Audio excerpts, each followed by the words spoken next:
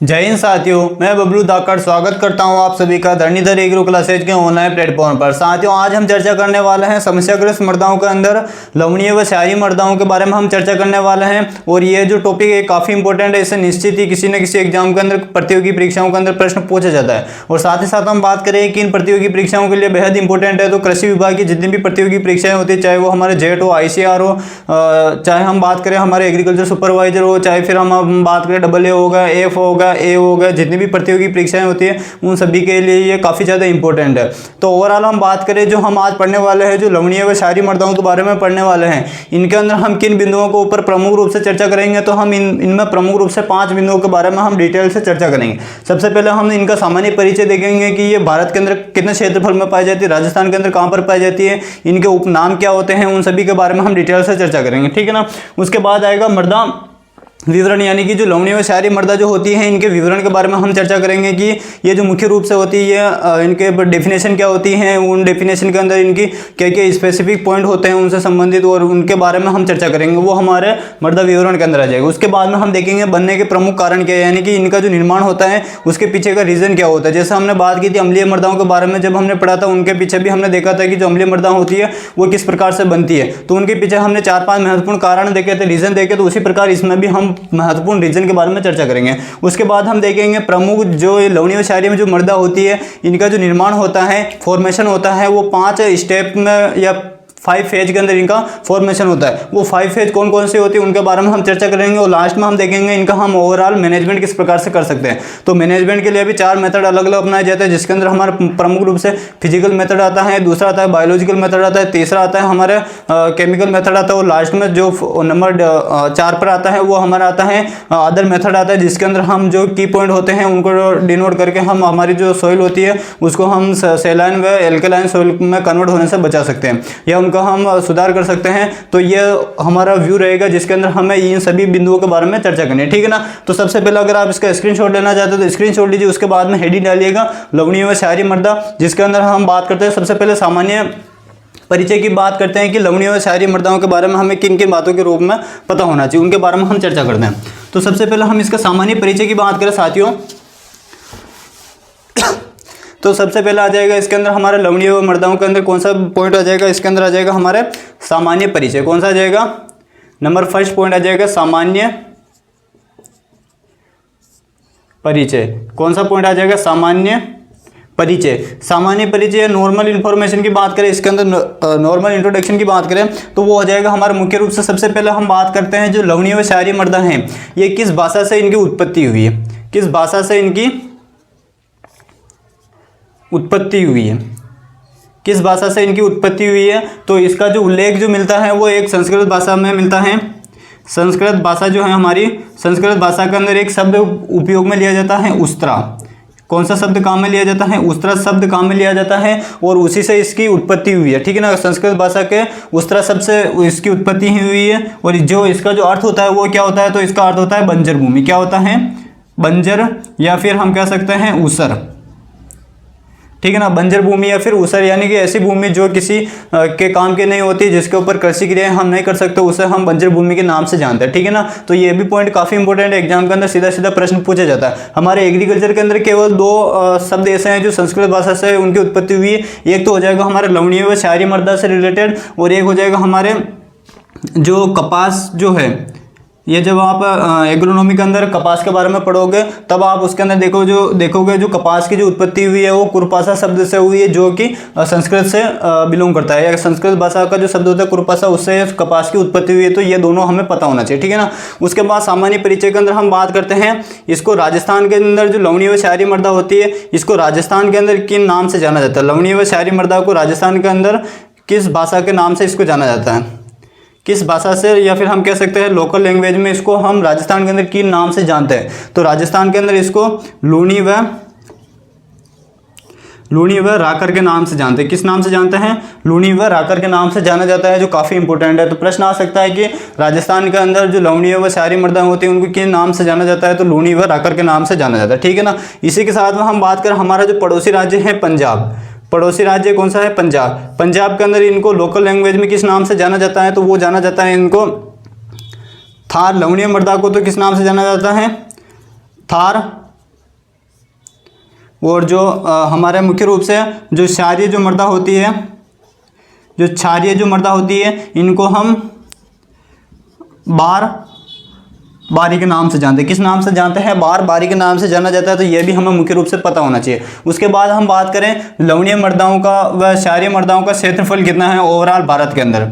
हम ओवरऑल क्षेत्रफल की बात करें तो ये मुख्य रूप से जो क्षेत्रफल है वो कितना हो जाएगा, लगभग 6.73 मिलियन हेक्टेयर होता है। कितना होता है? जो हमने अम्लीय मृदा देखी थी तब मैंने आपको वहाँ पर भारत का टोटल क्षेत्रफल बताया था 328.8 मिलियन हेक्टेयर। उनमें से लगभग 173.65 के आसपास मिलियन हेक्टेयर के आसपास हमारे जो था वो ओवरऑल समस्याग्रस्त मृदाओं से पीड़ित था। लेकिन उनमें से 173.65 मिलियन हेक्टेयर में से लगभग 90 मिलियन हेक्टेयर हमारे जो था वो हमारे अम्लीय मृदा का क्षेत्रफल हो गया, और उसमें से 90 मिलियन निकाल देंगे। उसके बाद में जो हमारे पास में लगभग जो 83 मिलियन हेक्टेयर बच गया था, उसमें से लगभग 6.7 मिलियन हेक्टेयर जो क्षेत्रफल है वो मुख्य रूप से हमारे लवणीय व क्षारीय मृदाओं से ग्रस्त है। और शेष इसके बाद में जो बचा हुआ है वो हमारा हो सकता है वायु अपर्दन के अंदर आ जाता है, या फिर जो सॉइल इरोजन होता है वो उसके अंदर काउंट कर लिया जाता है। और एक आती है हमारे सेम समस्या जो उसके अंदर काउंट कर लिया जाता है। ठीक है ना, ये बातें हमें मुख्य रूप से पता होना चाहिए। अब बात करते हैं, ये इससे सामान्य बातें थी। एक बात कर लेते हैं, एक संस्था आती है इससे संबंधित संस्था कौन सी? जो हमारे भारत के अंदर जितने भी लवणीय व क्षारीय मृदा जो होती है उनके ऊपर रिसर्च का काम करती है। तो उस संस्था का नाम हो जाएगा केंद्रीय मृदा लवणता अनुसंधान संस्था। कहाँ पर है? केंद्रीय मृदा लवणता अनुसंधान संस्थान कहाँ पर है? तो ये हो जाएगी हमारे करनाल हरियाणा के अंदर है। कहाँ पर है? करनाल हरियाणा के अंदर ये स्थित है। ये हमें 4-5 बातें इससे संबंधित मुख्य रूप से हमें पता होना चाहिए। ठीक है ना, तो ये होता है इसका सामान्य परिचय हो जाता है। अब हम इसके बाद में देखते हैं जो हमारा सेकंड पॉइंट था उसके बारे में हम चर्चा करते हैं, जो उससे संबंधित सीधे सीधे परिभाषा के रूप में प्रश्न पूछे जाते हैं। अगर आप इसका स्क्रीनशॉट लेना चाहते हैं तो स्क्रीनशॉट लीजिए, उसके बाद में हम आगे बढ़ते हैं। उसके बाद हम आगे बढ़े तो अब हम इसके अंदर देखते हैं फर्स्ट जो पॉइंट था वो हमारे कंप्लीट होता है यहाँ पर। अब इसके बाद हम सेकंड पॉइंट की तरफ चलते हैं। सेकंड पॉइंट के अंदर आते हैं हमारे प्रमुख रूप से जितने भी हमारे लवणीय व क्षारीय जो मृदा होती है ये इनके बारे में हम चर्चा करते हैं कि इनके अंदर मेन जो की पॉइंट होते हैं उनके बारे में हम चर्चा करते हैं। तो सबसे पहले हमारी जो मृदा आती है वो आती है इसके अंदर लवणीय मृदा। कौन सी मृदा?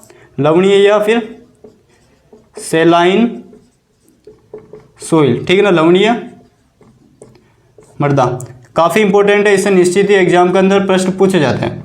लवणीय मृदाओं की बात करें तो इसके अंदर हमें किन किन पॉइंटों के बारे में चर्चा करनी है, तो उसके बारे में सबसे पहले मैं यहाँ पर पॉइंट लिख देता हूँ, उसके बाद में हम एक एक करके चर्चा करेंगे। ठीक है ना, तो सबसे पहला आता है हमारे लवणीय या सेलाइन सोइल के अंदर आता है इसके हम देखेंगे लवणीय मृदा के अंदर इसके गुणधर्म की। गुणधर्म में हम क्या क्या देखेंगे? इसकी जो गुणधर्म के अंदर हम क्या क्या देखेंगे? इसके अंदर हम देखेंगे इसकी जो विद्युत चालकता होती है 4 डेसीसाइमन प्रति मोल पर, वो कितनी होती है। और उसके बाद हम देखेंगे यहाँ पर इसका पीएच मान कितना होता है। ठीक है ना, पीएच मान कितना होता है। और एक देखेंगे हम सोडियम प्रतिशतता कितनी होती है, विनिमयशील सोडियम प्रतिशतता कितनी होती है वो देखेंगे। उसके बाद में हम देखेंगे इसके उपनाम। क्या देखेंगे? इसके उपनाम 2 वैज्ञानिक हुए थे, एक तो हुआ था हिलगार्ड, एक तो हुआ था हमारे हिलगार्ड और एक हुआ था हमारे गोदरोज। ठीक है ना, ये 2 वैज्ञानिक हुए थे हिलगार्ड और गोदरोज। इन्होंने लवणीय मृदा के लिए किन शब्दों का प्रयोग किया उनके बारे में देखेंगे। और उसके बाद में हम देखेंगे यहाँ पर उसके बाद में हम देखेंगे नंबर फर्स्ट हो जाएगा हमारा गुणधर्म हो जाएगा, उपनाम हो जाएगा। उसके बाद यहाँ पर हम देखेंगे इसके अंदर किन लवणों की प्रधानता होती है, लवण की प्रधानता होती है, यानी कि इसके अंदर किन किन लवणों की प्रधानता होती है वो देखेंगे हम यहाँ पर किन लवणों की प्रधानता होती है। और लास्ट में हम देखेंगे इनका सुधार। इनका जो हम सुधार है जो किन माध्यम से कर सकते हैं। हालांकि इनका जो हम सुधार या पर प्रबंधन की बात करें, प्रबंधन एक हमारा अलग से टॉपिक है, उसको हम जो देखेंगे वो पूरा ओवरऑल एक सभी के सापेक्ष देखेंगे। लेकिन यहाँ पर हम स्पेसिफिक पॉइंट की बात करें जिससे सीधा सीधा एग्जाम के अंदर प्रश्न पूछा जाता है। ठीक है ना, तो आप भी जब भी इसके नोट्स प्रॉपर बनाए तो इसी फॉर्म में बनाइएगा। सबसे पहले इसके गुणधर्म आ जाएंगे जो हमें डेफिनेशन को शो करेगा, इसका उपनाम क्या हो जाएगा, लवण की किन किन लवणों की प्रधानता होगी और इसका सुधार किन किन विधियों से हम कर सकते हैं, तो वो हमें देखना है। तो सबसे पहले हम बात करें इसके गुणधर्म की बात करें तो जो विद्युत चालकता जो होती है वो 4 डेसीसाइमन पर विद्युत चालकता जो होती है वो 25 डिग्री सेंटीग्रेड पर कितनी होती है, ठीक है ना, 25 डिग्री सेंटीग्रेड पर कितनी होती है, तो वो होती है, इसकी जो विद्युत चालकता होती है वो होती है 4 डेसीसाइमल प्रति मीटर से क्या होती है, अधिक होती है। ये वाला जो चिन्ह होता है ये अधिकता को दर्शाता है। तो इसकी जो जब भी हम विद्युत चालकता दर्शाएंगे 25 डिग्री सेंटीग्रेड पर, तो इसकी विद्युत चालकता जो होगी वो 4 डेसीसाइमल प्रति मोल या फिर मीटर से क्या होगी, अधिक होगी, ठीक है ना। उसके बाद बात करें इसका पीएच मान। पीएच मान अगर हम इसका निकालेंगे तो इसका जो पीएच मान होगा वो कितना होगा, 8.5 से क्या होगा, 8.5 से कम होगा। पीएच मान कितना होगा, 8.5 से कम होगा, ठीक है ना। ये जो चिन्ह होता है वो कम को दर्शाता है और ये अभी हम लिख सकते हैं, ठीक है ना, दोनों यहाँ पर सही है। उसके बाद बात करें सोडियम प्रतिशतता की बात करें तो जो सोडियम प्रतिशतता हो जाएगी या फिर सोडियम परसेंटेज हो जाएगा वो कितना हो जाएगा, 15% से क्या होता है इसके अंदर कम होता है। 15% से कम क्या पाया जाता है इसके अंदर, सोडियम परसेंटेज होती है, ठीक है ना। तो ये 3 बिंदु काफ़ी इंपॉर्टेंट है। सीधे सीधे ये आपको एग्जाम के अंदर पूछ लिया जाता है कि लवणीय मृदाओं के लिए या फिर निम्न विशेषता जिसके अंदर विद्युत चालकता 25 डिग्री सेंटीग्रेड पर 4 डेसीसाइमन से अधिक, पीएच मान 8.5 से कम और सोडियम प्रतिशतता 15% से कम होती है, तो किस मृदा को तरफ इंगित करती है या फिर डिनोट करती है या फिर किस मृदा का सूचक होता है, तो वो हो जाएगा हमारे लवणीय मृदा का सूचक हो जाएगा। और इससे निश्चित ही कई बार एग्जाम के अंदर जेट हो गया या फिर आईसीआर हो गया, इसके अंदर निश्चित ही इससे कई बार प्रश्न पूछे हुए हैं जो हमें मुख्य रूप से पता होना चाहिए, ठीक है ना। उसके बाद बात करते हैं जो उपनाम की बात करें, जो लवणीय मृदा होती है उनके लिए जो हिलगार्ड जो वैज्ञानिक हुए थे, इन्होंने कौन सा टर्म यूज में लिया था, तो इन्होंने जो हमारे जो लवणीय मृदा थी इन्होंने काम में लिया था काली ऊसर।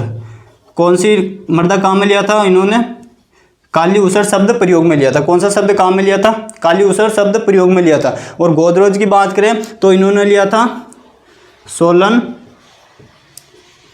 चाक। कौन सा शब्द काम में लिया था, इन्होंने सोलन चाक शब्द काम में लिया था, तो ये हमें पता होना चाहिए, ठीक है ना।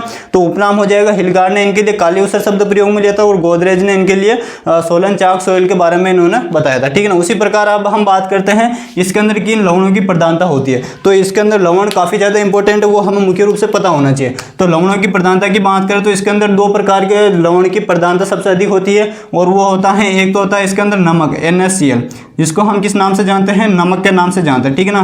तो इसके अंदर NaCl की प्रधानता होती है फर्स्ट तो, और एक हो जाएगा इसके अंदर सोडियम सल्फेट Na2SO4, इसको हम किस नाम से जानते हैं, इसको हम सोडियम सल्फेट के नाम से जानते हैं। किस नाम से जानते हैं, सोडियम सल्फेट के नाम से जानता है। इन दोनों पोषक तत्वों की प्रधानता होती है, इन दोनों लवणों की इसके अंदर प्रधानता होती है, जो मुख्य रूप से कई बार एग्जाम के अंदर पूछा जाता है। अब हम बात करें जो ये लवण जो होते हैं, अगर यह सोल्यूबल फॉर्म में आ जाते हैं यानी कि मृदा के अंदर विलेय फॉर्म में आ जाते हैं या फिर विलेय रूप में आ जाता है, तब इनकी जो हानिकारकता की जो प्रतिशतता होती है वो कितनी होती है, तो वो होती है 0.1%। कितना होती है, 0.1% होती है। यानी कि कहने का अर्थ ये है कि जब ये जो हमारे लवण है ये मृदा के अंदर, अभी तो मृदा जो अगर जनरली सूखी हुई होगी तब उस कंडीशन में ये ठोस अवस्था में पाए जाते हैं, लेकिन जैसे ही इनको जल मिलता है ये क्या हो जाता है, मृदा के अंदर घुल जाता है। तो उस कंडीशन के अंदर विलेय रूप में जब ये आ जाता है तब इनकी जो हानिकारक प्रतिशतता होगी वो कितनी होगी, तो 0.1% से क्या होगी, 0.1%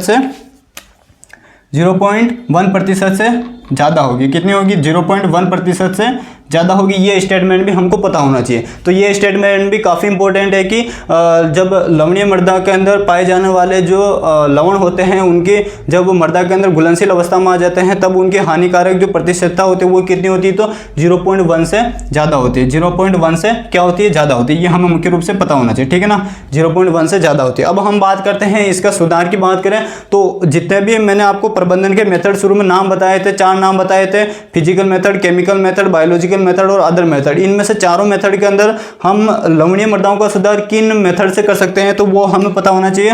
तो वो हो जाएगा हमारे भौतिक विधि से। किस विधि से कर सकते हैं हम, फिजिकल मेथड और प्लस फिजिकल मेथड के अंदर हम मुख्य रूप से एक तो लवणों को हम खुरचना व निक्षालन के माध्यम से कर सकते हैं। किसके माध्यम से कर सकते हैं, निक्षालन के माध्यम से कर सकते हैं। और दूसरी जो विधि आती है वो आती है हमारे जैविक विधि। कौन सी आती है, जैविक विधि, जिसको हम बायोलॉजिकल मेथड के नाम से भी जानते हैं। ठीक है ना। अब हम बात कर लेते हैं भौतिक मेथड के अंदर दो मेथड आते हैं, कौन कौन से, खुरचना और निक्षालन। खुरचना को हम स्क्रैपिंग के नाम से जानते हैं, वो निक्षालन का अर्थ होता है लीचिंग। अब ये दोनों क्या होता है, केवल अभी नाम याद रखना, इनके बारे में हम डिटेल से एनालिसिस करेंगे जब हम मैनेजमेंट वाला टॉपिक पढ़ेंगे लवणीय व क्षारीय मृदाओं के सुधार के अंदर, तब वहाँ पर हम इनके बारे में डिटेल से एनालिसिस करेंगे। ठीक है ना। सबसे पहले मैं केवल नाम बता रहा हूँ, क्योंकि कंपटीशन एग्जाम के अंदर कभी विस्तार से नहीं पूछा जाता, केवल और केवल नाम देकर पूछा जाता है कि निम्न में से लवणीय मृदाओं का सुधार किसके माध्यम से किया जा सकता है। तो ऑप्शन के अंदर हो सकता है खुरचना दे दे, जिसको हम स्क्रैपिंग के नाम से जानते हैं, निक्षालन को हम लीचिंग के नाम से जानते हैं, तो ये वहाँ पर दे सकते हैं। तो हमें केवल और केवल नाम पता होना चाहिए। उसके बाद आता है जैविक विधि। जैविक विधि के अंदर हम कौन कौन से मेथड अपनाते हैं, तो मुख्य रूप से इसके अंदर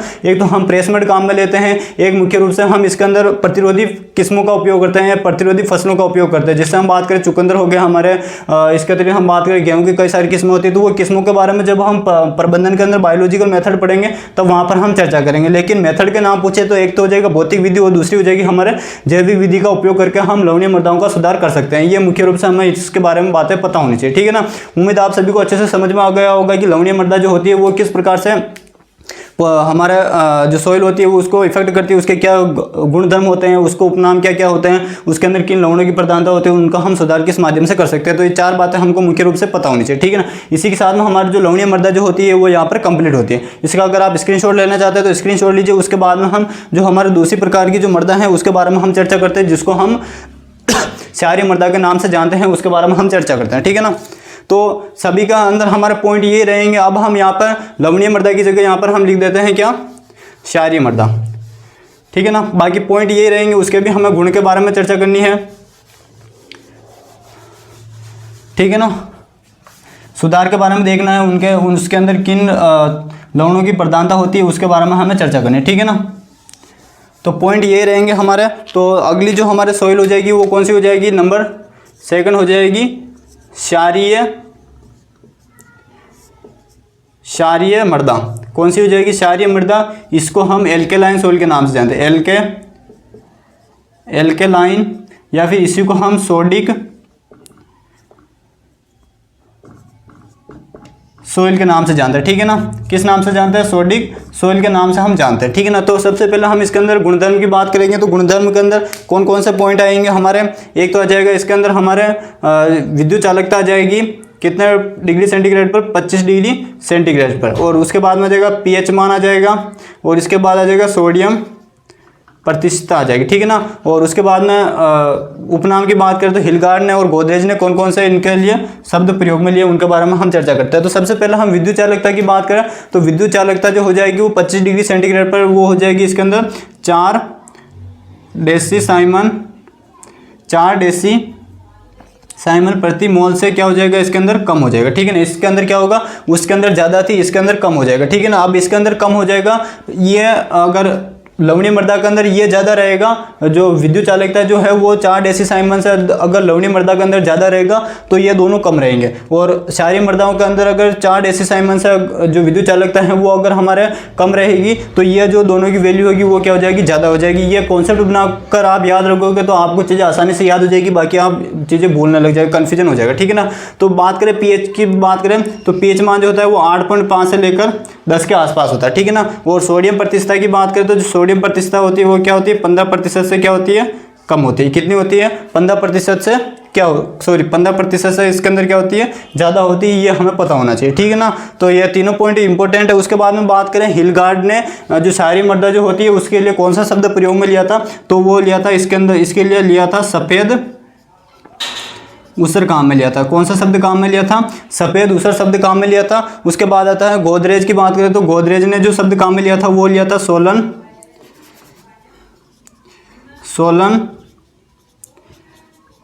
टोज या फिर सोलन टज शब्द काम में लिया था। ठीक है ना। कौन सा शब्द काम में लिया था, सोलन टोज या फिर सोलन टज शब्द काम में लिया था। और हिलगार्ड ने इनके लिए सफ़ेद ऊसर शब्द काम में लिया था। उसके बाद हम बात करते हैं लवणों की प्रधानता। तो इसके अंदर कौन कौन से लवणों की प्रधानता पाई जाती है, तो हम बात करें लवणीय मृदा के अंदर लवणों की जो प्रधानता थी वो NaCl और सोडियम सल्फेट थी। लेकिन इसके अंदर जो लवणों की जो प्रधानता होती है वो अलग होती है। हालांकि लवणीय व क्षारीय मृदाओं के अंदर सोडियम तत्व की प्रधानता होती है, लेकिन उनके जो फिर यौगिक होते हैं, कंपाउंड होते हैं या फिर पदार्थ होते हैं, उनके अलग अलग कंपाउंड की प्रधानता इसके अंदर पाई जाती है। ठीक है ना। तो इसके अंदर हम बात करें तो इसके अंदर हमारे पाई जाती है, तो पाई जाती है सोडियम कार्बोनेट, इसको हम किस नाम से जानते हैं? तो इसको हम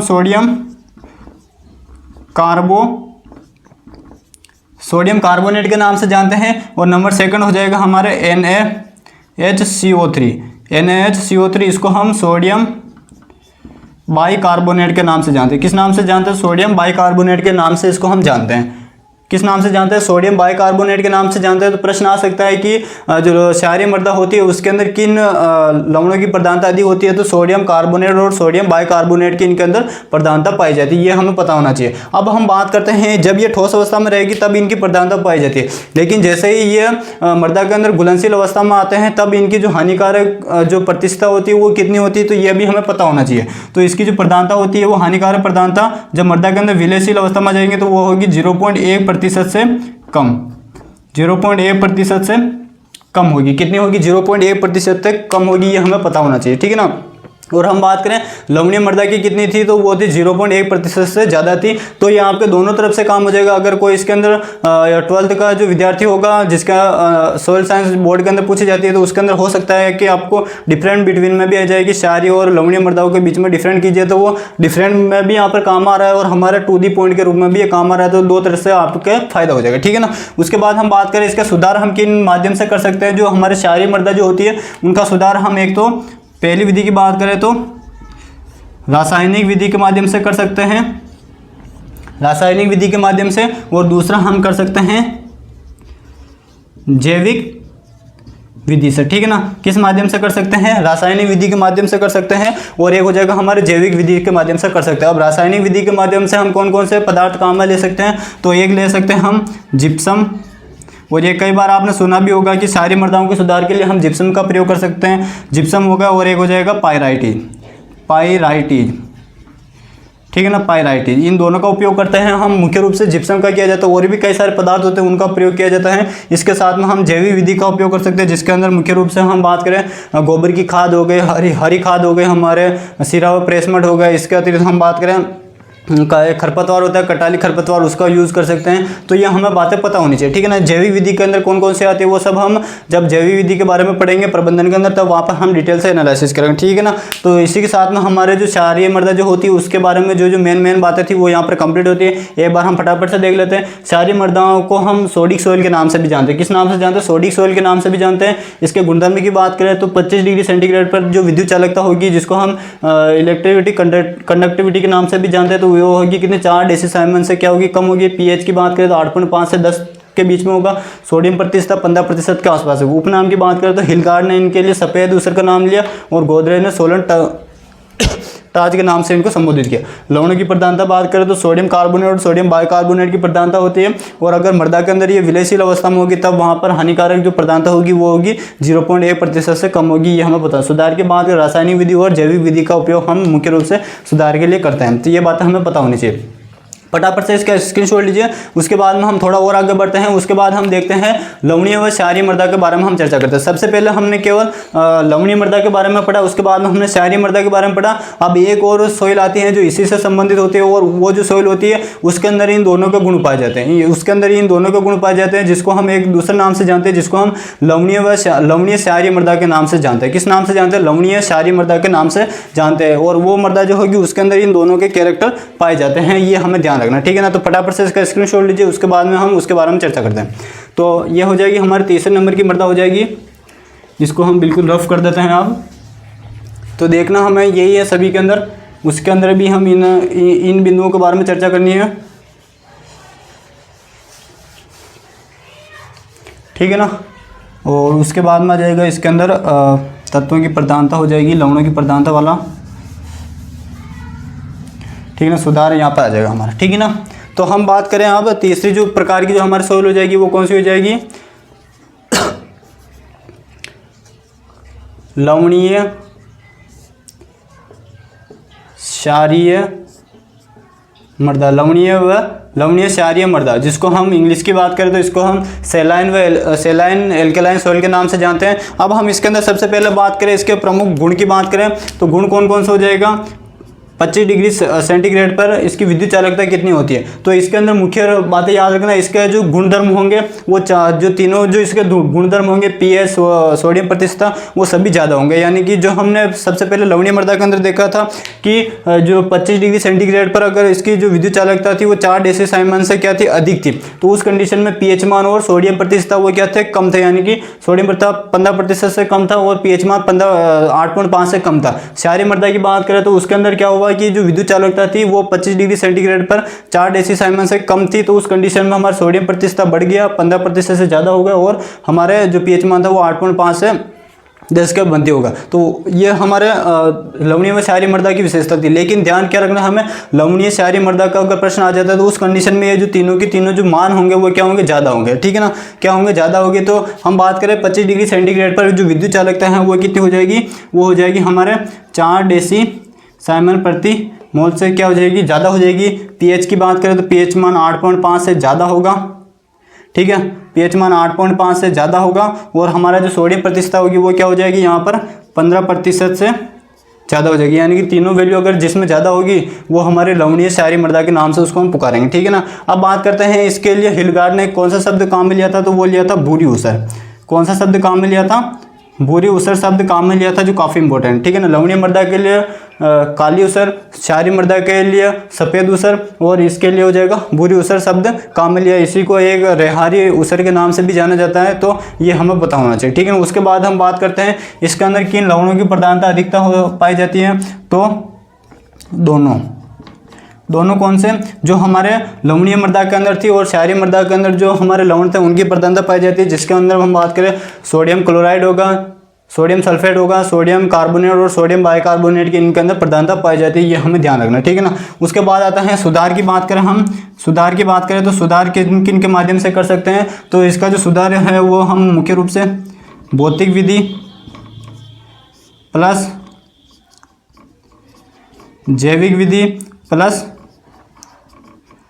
रासायनिक विधि के माध्यम से कर सकते हैं। भौतिक विधि के अंदर हम क्या कर सकते हैं, तो लवणीय मृदा आ रही है यहाँ पर, तो लवणीय मृदा के अंदर हम भौतिक विधि के अंदर लवणों को खुरचना और एक निक्षालन के माध्यम से कर सकते हैं, तो वो यहाँ पर आ जाएगा।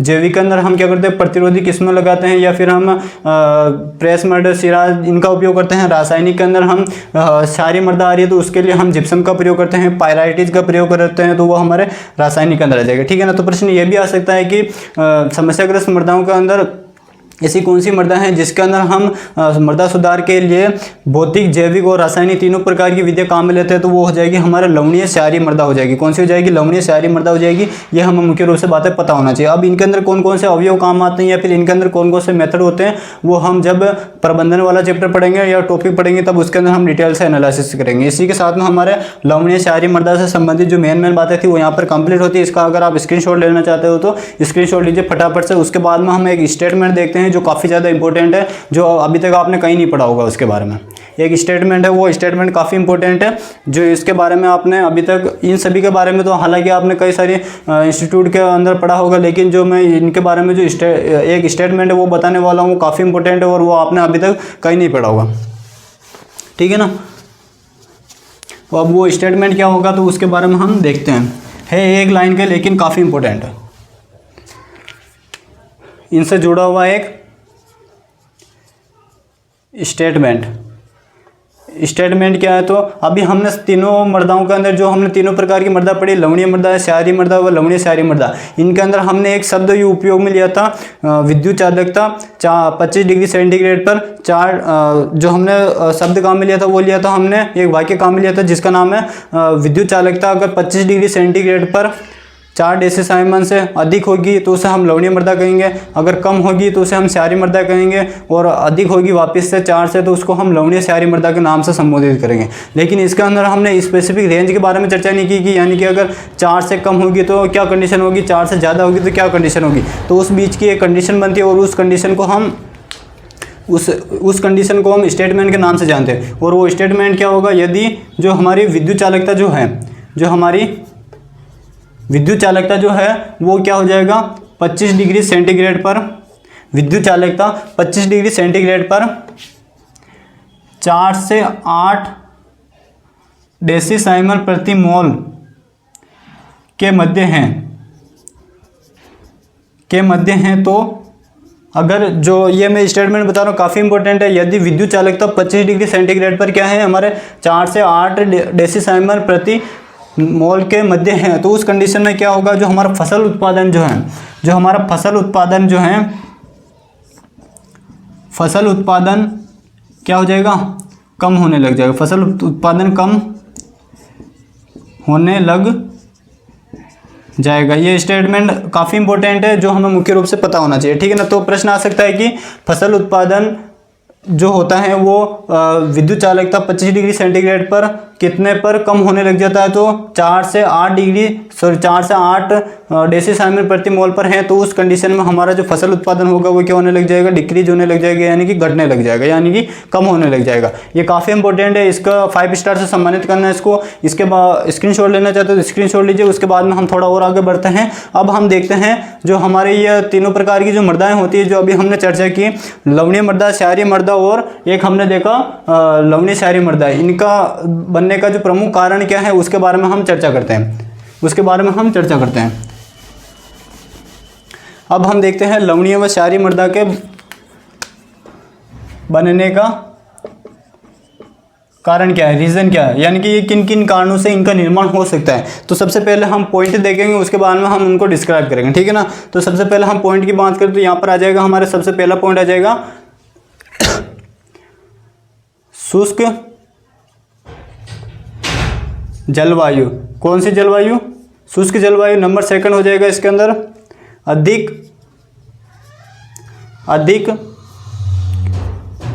क्षारीय उर्वरकों का प्रयोग, अधिक क्षारीय उर्वरकों के प्रयोग से। तीसरा हो जाएगा खराब जल निकास। नंबर फोर्थ हो जाएगा अधोभूमि। ये पॉइंट याद रखना, हो सकता है इसके बारे में सीधे सीधे प्रश्न आ जाएगी। निम्न में से लवणीय क्षारीय मृदाओं के निर्माण के लिए निम्न में से कौन कौन से कारण हैं उनको टिक कीजिए, ठीक है ना। तो वो प्रश्न इस टाइप में भी दे सकते हैं। तो अधोभूमि की गहरी, अधोभूमि की कठोर परत, अधोभूमि की कठोर परत, ठीक है ना। उसके बाद आता है नंबर 5 पर आता है हमारे अधोभूमि की कठोर परत हो गया। उसके बाद आता है इसके अंदर अधोभूमि की कठोर परत हो गया। पहला हो जाएगा शुष्क जलवायु, अधिक क्षारीय उर्वरकों का प्रयोग, खराब जल निकास और अधोभूमि की कठोर परत। उसके बाद आ जाएगा हमारा मुख्य रूप से इसके अंदर अधोभूमि की कठोर परत, और एक आ जाएगा इसके अंदर शुष्क जलवायु हो जाएगा, अधिक क्षारीय उर्वरकों का प्रयोग, खराब जल निकास और अधोभूमि की कठोर परत। और इसके बाद हो जाएगा एक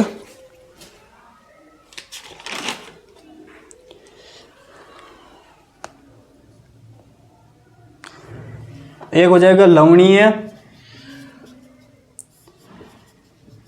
जल से सिंचाई।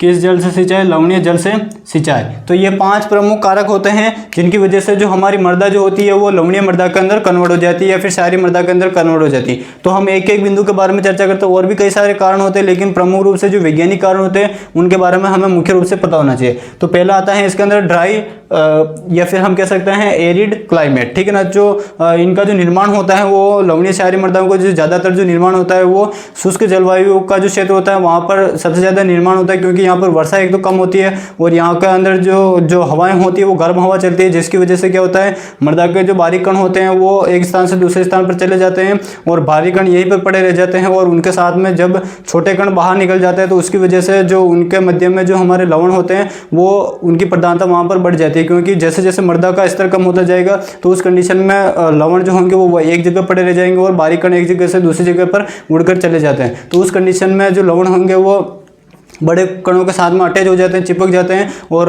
वहाँ पर लवणीय व क्षारीय मृदाओं का निर्माण हो जाता है, ठीक है ना। उसी प्रकार बात करें अधिक क्षारीय उर्वरकों का प्रयोग। अधिक क्षारीय उर्वरक कौन कौन से जो हमने अम्लीय मृदाओं के अंदर देखे थे कि जब हमें अम्लीय मृदा का सुधार करना होता है तब हमें क्या करना चाहिए, क्षारीय उर्वरकों का प्रयोग करना चाहिए। अब क्षारीय उर्वरक कौन कौन से थे, तो इसके अंदर मैंने बताया था एक तो सोडियम नाइट्रेट के बारे में बताया था, पोटेशियम नाइट्रेट और एक हो जाएगा कैल्शियम नाइट्रेट, ठीक है ना। और मैंने आपको बताया था जहाँ कहीं पे भी आपको नाइट्रेट शब्द दिखाई दे वो मृदा के अंदर क्षारीय प्रभाव डालते हैं, ठीक है ना, या फिर उनकी जो प्रकृति होती है वो क्षारीय प्रकृति के होते हैं। और जब हम इनका उपयोग मृदा के अंदर करते हैं पोषक तत्व की पूर्ति के लिए, तब ये मृदा के अंदर अधिक मात्रा में जब इनका प्रयोग करने लग जाते हैं तो मृदा के अंदर क्षारीय प्रभाव डालते हैं। तो उस कंडीशन में मृदा जो हमारी होती है वो लवणीय व क्षारीय बन जाती है। उसके बाद आता है खराब जल निकास। खराब जल निकास से तात्पर्य है कि अगर अत्यधिक मात्रा में वर्षा हो जाती है और उस कंडीशन में मृदा के अंदर जब पानी बढ़ जाता है तो पानी बढ़ने के बाद में जो मृदा जो होती है उसकी जो अधोभूमि होती है यानी सब सोइल जो होती है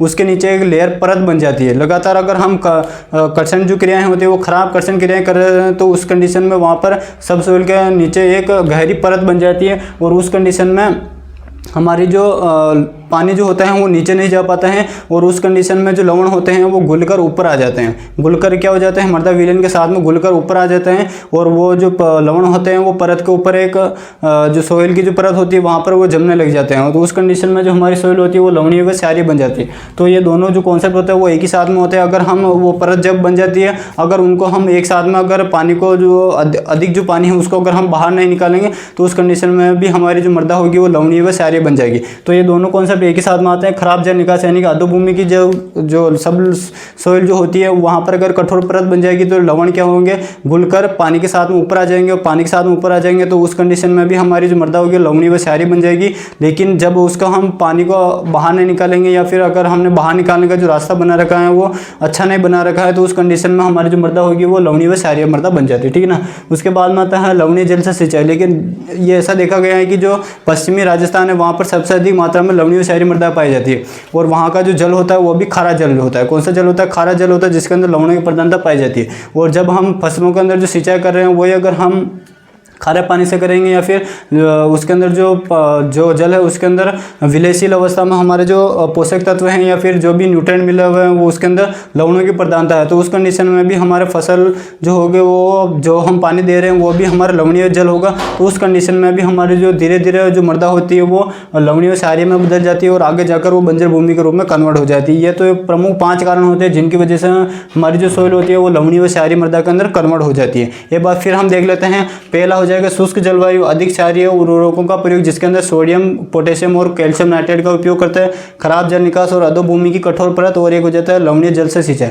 अब ये जो इसमें जो सबसे इंपॉर्टेंट है वो होता है हमारे लवणीय जल से सिंचाई, ठीक है ना। अब ये जो लवणीय जल से सिंचाई जो करते हैं हम इसका मेजरमेंट करने के 2 मेथड होते हैं जिसको हम एक RS जिसको हम रेसिडुअल RS इसका जो लवणीय जल से सिंचाई जो करते हैं, ये जो लवणीय जो जल होता है इसको मापने के लिए 2 विधि काम में लेते हैं हम। इसको मापने के लिए एक तो लेते हैं हम RSC और एक लेते हैं हम SAR, ठीक है ना, सार। ये 2 विधि काम में लेते हैं। इसका पूरा नाम होता है रेसिडुअल सोडियम कार्बोनेट और इसका होता है सोडियम एब्जॉर्बेशन रेशियो। ये दोनों क्या क्या होते हैं इनका एक फॉर्मूला बनता है और इनकी एक अलग से सीमा होती है, रेंज होती है। तो उसके अकॉर्डिंग हमें सिंचाई जल का उपयोग करना चाहिए। यानी कि हम कह सकते हैं जैसे हम सिंचाई जल का मापन करते हैं तो जिस रेंज में आ रहा है तो उसी पानी का हमें उपयोग करना चाहिए, तब जाकर हमारी जो मृदा होती है वो लवणीय व क्षारीय होने से बच जाती है, ठीक है ना। तो इसी के साथ में आज का सेशन हम यही कंप्लीट करते हैं। इसके बाद का जो सेशन होगा उसके अंदर हम मृदा जो लवणीय व क्षारीय मृदा जो होती है वो उनका जो निर्माण होता है वो 5 अवस्थाओं में होता है, उसके बारे में हम चर्चा करेंगे। अगर हम वो 5 अवस्थाओं को इसी सेशन में हम चर्चा करेंगे तो सेशन काफ़ी लंबा हो जाएगा और आपको भी समझने में दिक्कत होगी, ठीक है ना। तो मिलते हैं लवणीय मृदाओं का जो निर्माण की जो 5 अवस्थाएं होती हैं उनके साथ में। तब तक के लिए जय हिंद जय भारत।